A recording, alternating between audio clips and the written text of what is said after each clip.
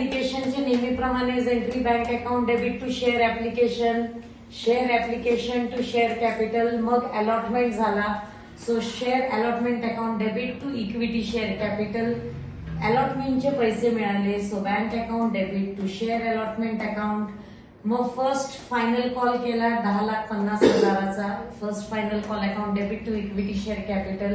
इथं 4,000 शेअर्सचे first and final कॉलचे पैसे नाही मिळाले म्हणून अमाऊंट कमी झाली. Bank account debit 9,30,000 to first and final call 9,30,000. Then these shares were forfeited. म्हणून equity share capital account debit 4 lakhs to first and final call 1,20,000 to share forfeiture account 2,80,000. Share फॉरफिचरला कुठली अमाऊंट जाती? Paid amount.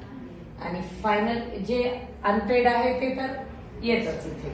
नंतर हेच रिइश्यू झालं. Always रिइश्यू जेव्हा पण होतं तेव्हा 2 एंट्रीज येतात, न सांगता 2 येतात. एक तर रिइश्यूची, दुसरी फॉरफिचरची अमाऊंट कॅपिटल रिझर्व्हला ट्रान्सफर केलेली.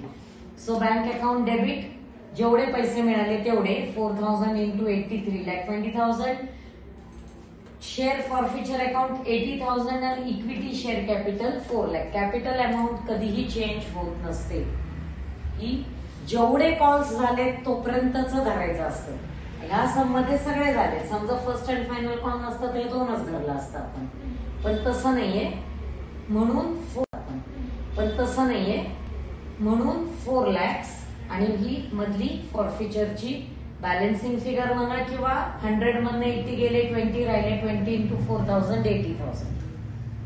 आणि मग हे फॉरफिचर अकाउंटला इथं आपण डेबिट का केलं? कधी कधी क्रेडिट पण होऊ शकतं, बट जनरली डेबिटच होतं. डेबिट का केलं? कारण इथं क्रेडिट आहे 280चा, डेबिट आहे 80,000चा. So more debit is required to close the account. So share forfeiture account debit 2 lakhs to capital reserve. समजलं?